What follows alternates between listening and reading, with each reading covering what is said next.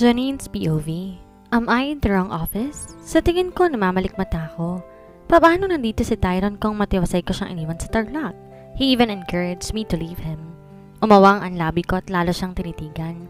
I admired him before with his shirt and jeans, but I think I'm loving him more now that with his white long sleeves and black pants. Paano pa ka nakasuot ang coat niyang nakasabit sa upuan? He will be looking more dangerous. Hindi ko alam bagay din sa kanya ang gantong trabaho. Malagaling siya sa farming ngunit tingin ko mas bagay siya sa opisina. Tumikim ako at pilit itinago ang pagkabigla ko. I thought this office is mine. Tinaas ko pa ang kilay ko but he never answered me. Lalo pang dumiin ang titig ni Tyron. May bakas ng galit at disgusto. Ramdam ko yon lalo na tagos sa buto ang matiing titig nito. Napaatras ako dahil doon. What I'm expecting from him is an open arm welcome. Yakap at matamis na halik pa nga ang inaasahan ko. Maayos naman ang pagkakalayo namin. Walang rason para magalit siya. Kaya ano ang kinagagalit niya? Dapat ba nanatili ako sa kanya? I think nasa maling opisina ako. Hindi siguro akin to. Bala ko sana lumabas ng pinto ngunit umangat ang tingin ni Tyron at sinulubong ang mga mata ko. Ngayon sigurado na ako. May galit at iritasyon doon. Why leave? Malamig na tanong nitong bigla. Nanlamig ako dahil doon. Umangat pa ng bahagya ang kilid ng labi niya. Napakurap ako at di malaman ang sasabihin. Nabigyan lang ako ng pag-asa matapos maglakbay ang tingin niya sa umbok kong tiyan. Nagtagal ang tingin niya doon. Ngingiti na sana ako ngunit lalong dumiin ang titig niya doon. Kung pwede lang magdilim, magdidilim yon. Sa takot ko, agad kong tinago ang tiyan ko sa coat ko. Bakit ba gantong reaksyon niya? Lalabas na ako, hindi siguro dito ang office ko. Itatanong ko na lang kay mama, this is your office, and that's your table. Tinuro pa ang mesa sa gilid ng floor-to-ceiling glass window. Napanguso ko matapos makitang may glass nameplate ko nga ang mesa. Kulay pink na may disanyong small glittery crystals ang swivel chair. Binalikan ko si Tyron ng tingin. Ganun pa rin ang tingin binigay niya at masama talagang titig sa tiyan ko. Galit siya sa anak niya. Ayaw niya magkaanak? Bakit ka nandito kung ganon? Diba ayaw mo naman sa publishing house? Innocenteng tanong ko. Humakbang pa ako papalapit sa kanya at sinulyapan ng iilang folder sa mesa niya. Madami yon at sigurado ko masakit yun sa ulo. Napasandal siya sa upuan at pinag-cross pa ang mga braso. Same as you. I thought you don't want to work here.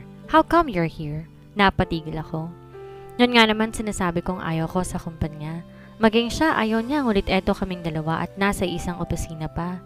Pareho pala kaming babagsak sa kumpanya ni Daddy pero nainarte pa na matagal. Umiwas ako ng tingin sa kawalan na masasagot. Sa huli, tumalikod ako tumiretso sa mesang nakalaan para sa akin. Marahan ko pang hinagod ang pangalan ko doon. Makinis, malinis, at walang alikabok. Tamad kong inalis ang suot na coat at kagaya niya, sinabit ko rin yon sa sandalan ng swivel chair. Ngayon ko lang napagtanto, masarap din palang magtrabaho sa opisina kaysa manatili sa kusina. Malambot ang upuan at komportable. Tanaw ko ang pagsunod ni Tyron ng tingin sa akin. Ilang hakbang lang naman ang layo niya. Kung tatayo siya, mababasa niya na anuman ang binabasa ko. I acted cool like we're just long lost friends. Wala naman sigurong masamang mga musta and so I did. How's your mushroom farm? Ilang kubo nang naitayo mo? What about your factory and your mushroom kits? I stopped when I realized I asked too many questions. Masyadong sabik ang tono ko at naitanong ko ng lahat. Kulang na lang pati si Aling Iska kamustahin ko. Naitikom ko ang bibig matapos makitang tumikwas ang kilay ni Tyron. Sa patingin ko pati mga freckles niya nagsusungit. Why don't you visit it to see for yourself?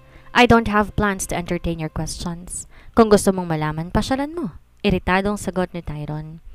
Mas lalo ko na nahimik sa sinabi niya. And now I realize we're not really friends. Pakiramdam ko estranghero na kami. Magkaaway na nga yata kami.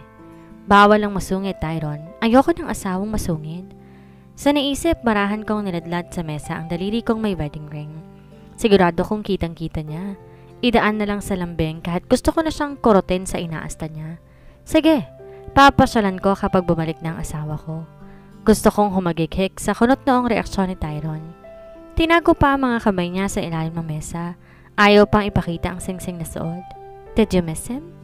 Halos bulong na tanong niya. Yung asawa ko? Hindi. But the father of my child is the one that I missed. Malambing kong sagot para lang matunaw ang galit niya. Imbes na tuwa ang makita ko sa kanya, galit na tingin na naman ang pinukol sa akin. Ayaw niya yata maging tatay. Pakiramdam ko tuloy sinusumpa niya na kaming mag-ina niya. Divorce me. If you missed that man who impregnated you, then divorce me. Wika ni Tyron sa matatag niyang boses. Napakurap ako at napanguso. Pigil ko pa ang tawa ko pagharap ko sa kanya. At bakit ko naman siya i-divorce? Kulang lang siya sa romansya kaya siya ganyan.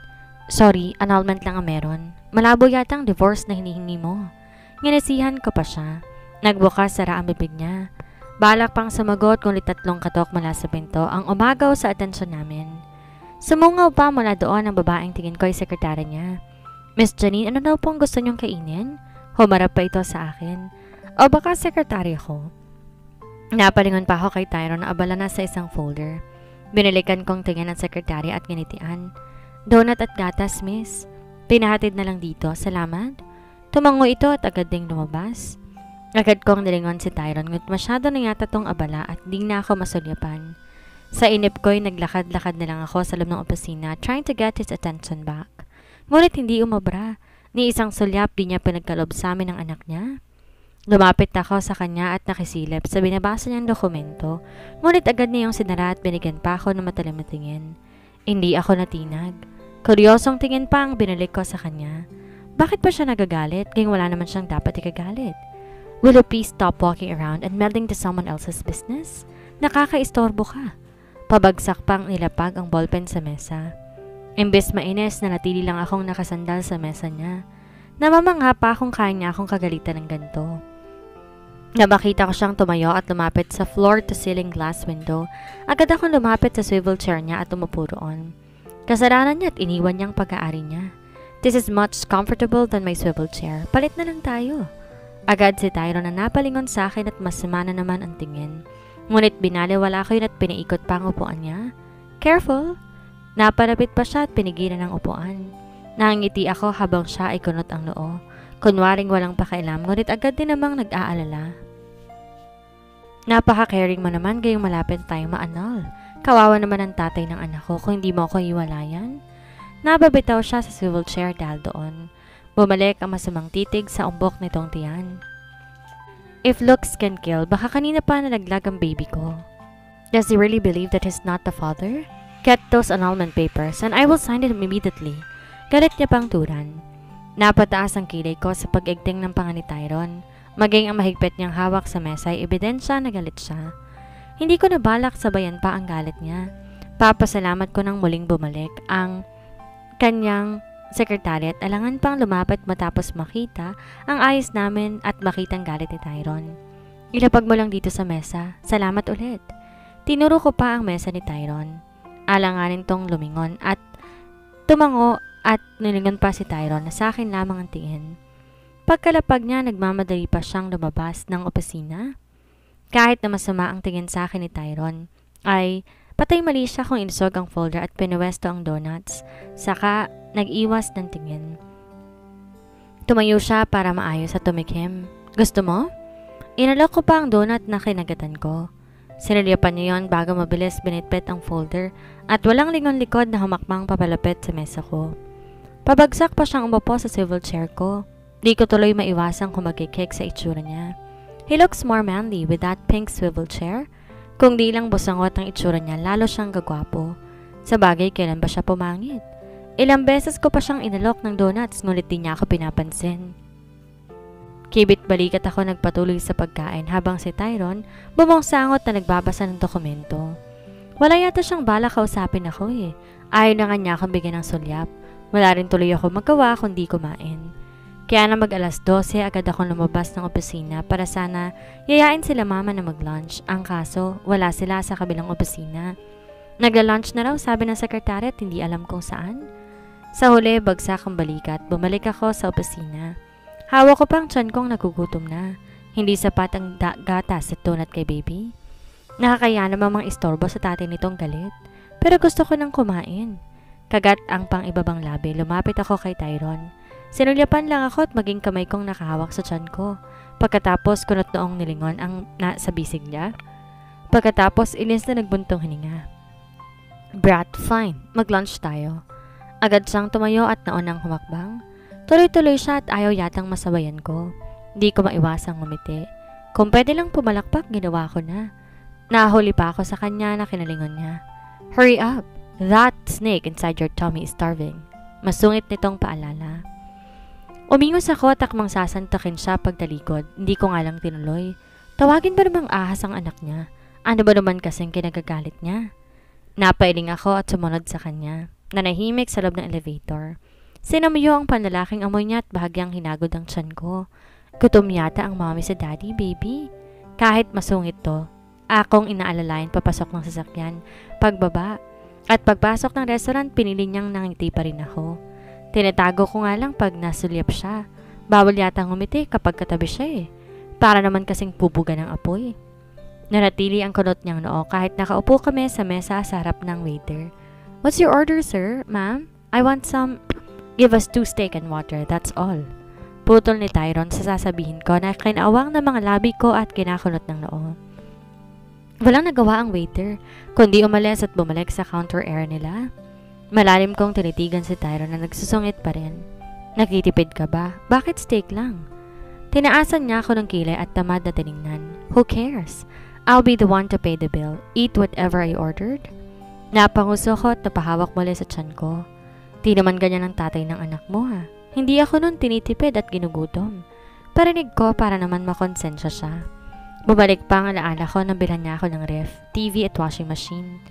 Mahina ako natawa sa alaala, ngulit na mali si Tyron na intindi at binigyan akong mali na masamang tingin. Call him then. Huwag mong hanapin ang wala. Umiling ito at tinawag ng muli ang waiter.